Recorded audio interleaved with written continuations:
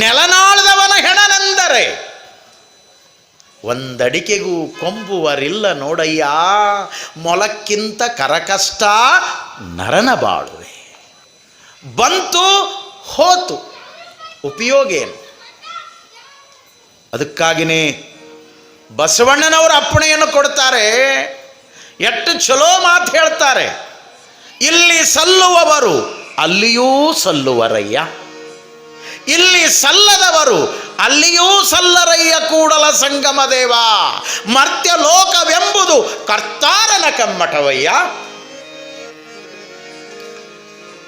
ಅವನ ಈ ಕಮ್ಮಟದೊಳಗ ಬದುಕನ್ನು ಕಳೀತೀವಿ ಅಂದ ಮೇಲೆ ಈ ಶರೀರದ ಸಂಪತ್ತನ್ನು ಪಡ್ಕೊಂಡು ನಾವು ಮನುಷ್ಯರಾಗಿ ಮರ್ತ್ಯ ಲೋಕಕ್ಕೆ ಬಂದೀವಿ ಅಂದರೆ ನಮ್ಮೊಳಗ ಇನ್ಸಾನಿಯತ್ತಿರ್ಬೇಕು.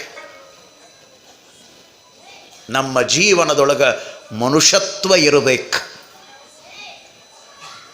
ಒಬ್ಬ ಉರ್ದು ಕವಿ ಹೇಳ್ತಾನೆ ಬಹಳ ಚಂದ, ಇಸ್ ದುನಿಯಾ ಮೇ ತೀನ್ ತರಹ ಕಿ ಲೋಗ್ ಹೈ, ಇಸ್ ದುನಿಯಾ ಮೇ ತೀನ್ ತರಹ ಕಿ ಲೋಗ್ ಹೈ. ಈ ಜಗತ್ತಿನೊಳಗ, ಈ ದುನಿಯಾದೊಳಗ 3 ರೀತಿಯ ಜನಗಳದಾರಂತ. ಅವ ಬಹಳ ಚಂದ ವಿಭಾಗ ಮಾಡಿ ಹೇಳ್ತಾನೆ. ಏಕ್, ಮೊದಲನೇ ಮಾತು ಹೇಳ್ತಾನೆ, दूसरों को दर्द देते जीने वाले. ಇನ್ನೊಬ್ಬರಿಗೆ ತೊಂದರೆಯನ್ನು ಕೊಟ್ಟು ಬದುಕುವಂಥವರು, ಅವರು ಚಲೋ ಕೆಲಸದೊಳಗೆ ಅಡ್ಡಗಾಲ ಹಾಕುವಂಥವರು, ಸುಮ್ಮನೆ ಸಮಸ್ಯೆಗಳನ್ನು ತಂದೊಡ್ಡುವವರು ಅದಾರ. ಕಾಲಕ್ಕೂ ಅದಾರ, ಈಗೂ ಇರ್ತಾರ, ಮುಂದೂ ಇರ್ತಾರೆ. ಅದೇನು ಹೋಗೇ ಇಲ್ರಿ. ಅದು ಸುಮ್ಮನೆ ಪುರಾಣದಾಗ ಕತೆ ಕೇಳ್ತೀವಿ. ರಕ್ತ ಬೀಜಾಸುರ ಅವ್ರು ಹೋಗ್ಯಾರಂತ ತಿಳಿದ್ರೇನು? ಭಾಳ ಅದಾವಂತ. ಕುಂಬಳಕಾಯಿ ಹೊಡ್ಕೋತ ಕುಂತೀವಿ ನಾವು, ಅವನ್ನ ಹೊಡಿಬೇಕು ಮೊದಲು. ಭಾಳ ಅದಾವ. ಎಷ್ಟು ಚಂದ ಹೇಳ್ತಾನೆ ಆತ, ದುಸ್ರೋಕೋ ದರದ್ ದೇತೆ ಜೀನೆ ವಾಲೆ. ಇನ್ನೊಬ್ರು ದೋ ಯಾರು ಅಂದರೆ ದುಸ್ರೋಕೋ ಡರಾತೆ ಡುಬಾತೆ ಜೀನೆ ವಾಲೆ. ಇನ್ನೊಬ್ಬರನ್ನ ಅಂಜಿಸ್ಕೋತ, ಇನ್ನೊಬ್ಬರನ್ನು ತುಳಿದು, ಇನ್ನೊಬ್ಬರನ್ನು ಮುಳುಗಿಸಿ ಅವರು ಸರ್ವನಾಶ ಆಗಿ ಹೋದರೂ ಅಡ್ಡಿ ಇಲ್ಲ, ನಾನೇ ಶಾಶ್ವತವಾಗಿ ಉಳಿತೀನಿ ಅನ್ನುವಂಥ ಅಜ್ಞಾನದೊಳಗೆ ಬದುಕುವವರು ಈ ಮರ್ತ್ಯ ಲೋಕದೊಳಗೆ, ಮಾನವ ಲೋಕದೊಳಗಿದ್ದಾರೆ. ತೀನ್, ಮೂರನೇದವ್ರು ಯಾರು ಅಂದ್ರೆ ಆ ಪುಣ್ಯಾತ್ಮ ಇಟ್ಟು ಚಂದ ಬರೀತಾನೆ, दूसरों को दुआ देते जीने वाले. ಇನ್ನೊಬ್ಬರಿಗೆ ಒಳ್ಳೆಯದಾಗಲಿ, ನಮ್ಮ ಹಾಗೆ ಅವರೂ ಮನುಷ್ಯರು, ಅವರೂ ಸುಖವಾಗಿ ಬದುಕಲಿ ಅಂತ ತಿಳ್ಕೊಂಡು ಪರಮಾತ್ಮನಲ್ಲಿ ಪ್ರಾರ್ಥನೆಯನ್ನು ಮಾಡ್ತಾ ನನ್ನನ್ನು ಎಷ್ಟು ಚಲೋ ಇಟ್ಟಿ ಹಂಗ ಈ ಜಗತ್ತಿನ ಸಕಲ ಮಾನವರನ್ನು ಕೂಡ ಇಡು ಅಂತ ತಿಳ್ಕೊಂಡು ಬೇಡುವವನೇ ಮಹಾತ್ಮನಾಗ್ತಾನೆ, ಶರಣನಂತ ಆಗ್ತಾನೆ, ಅವನು ನಿಜವಾದ ಪುಣ್ಯಾತ್ಮನಾಗ್ತಾನೆ. ಎಷ್ಟು ಚಲೋ ಮಾತುಗಳನ್ನು ಹೇಳುತ್ತಾರೆ. ಅದಕ್ಕಾಗಿ ಇವತ್ತು ಜೀವನದೊಳಗೆ ಶರೀರ ಧರ್ಮವನ್ನು ಪಡ್ಕೊಂಡು ಪರಮಾತ್ಮ ಕೊಟ್ಟಿರುವಂಥ ಈ ಮೊದಲ ಸಂಪತ್ತನ್ನು ಬಳಸ್ಕೊಂಡು ನಾವು ಜೀವನವನ್ನು ಮಾಡುವಾಗ ಬಹಳ ಎಚ್ಚರಿಕೆಯಿಂದ ಜೀವನವನ್ನು ಮಾಡಬೇಕು.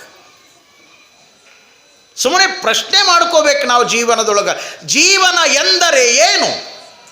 What is life? ಜೀವನ ಎಂದರೆ ಏನು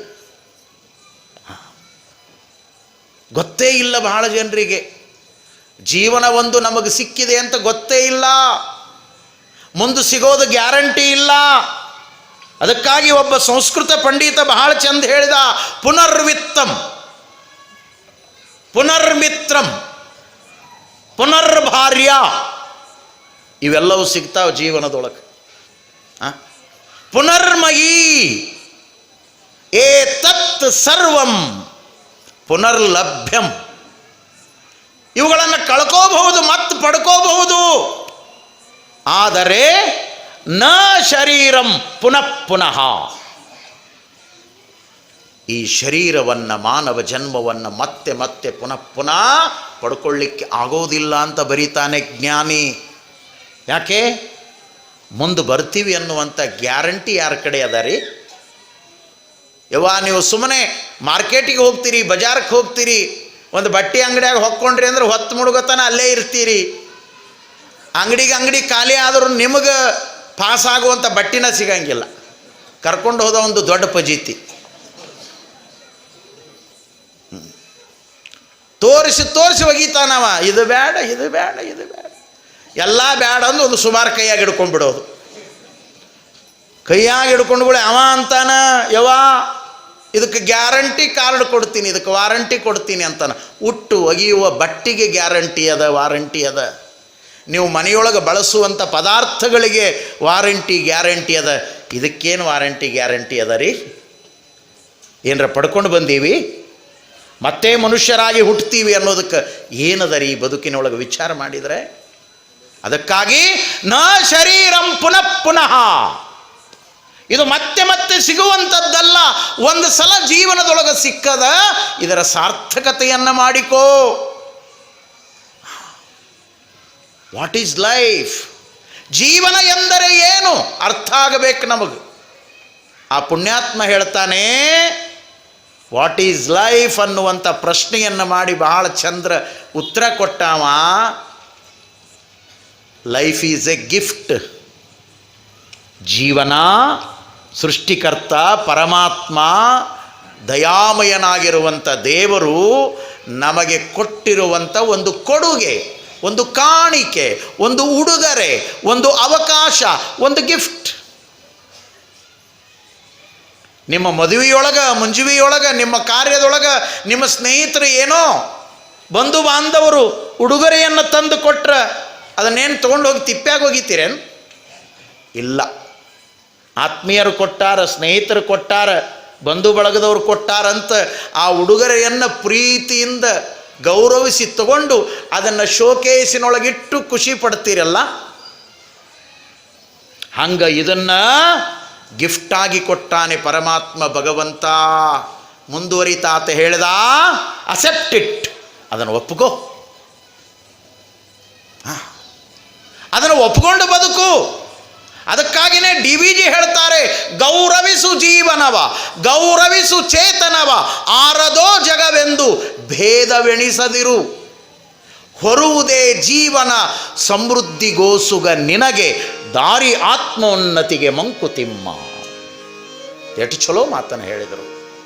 ಗೌರವಿಸಪ್ಪ, ಇದರ ಬಗ್ಗೆ ಮರ್ಯಾದೆ ಇರಲಿ, ಗೌರವ ಇರಲಿ.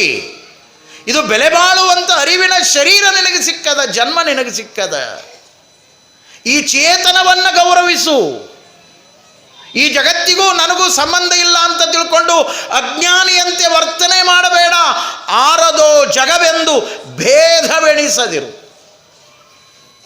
ಇಲ್ಲಿ ಭೇದ ಬುದ್ಧಿಯನ್ನಿಟ್ಟುಕೊಂಡು ವಿಚಾರ ಮಾಡಬೇಡ. ಮಾನವ ಲೋಕ ಅನ್ನೋದೇ ಒಂದು ಅದ್ಭುತವಾದ ವಿಶ್ವಲೋಕ. ಇದು ಇಲ್ಲಿ ವಿಶ್ವಧರ್ಮದ ಅರಿವಿನಿಂದ ನಾವೆಲ್ಲ ಪರಸ್ಪರ ಸ್ನೇಹದಿಂದ, ವಿಶ್ವಾಸದಿಂದ, ಬಾಂಧವ್ಯದಿಂದ ಬದುಕಬೇಕು.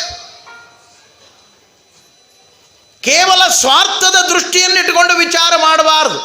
ಅವರು ನಮ್ಮವರಲ್ಲ, ಇವರಷ್ಟೇ ನಮ್ಮವರು ಅನ್ನೋದು ಅಜ್ಞಾನ. ಎಲ್ಲರೂ ನಮ್ಮವರು ಅನ್ನುವಂಥ ಅರಿವೇ ಅದು ನಿಜವಾದ ಜೀವನದ ಸುಜ್ಞಾನ. ಈ ಅರಿವಿನ ಜಾಗೃತಿ ನಮ್ಮೊಳಗೆ ಬರಬೇಕು.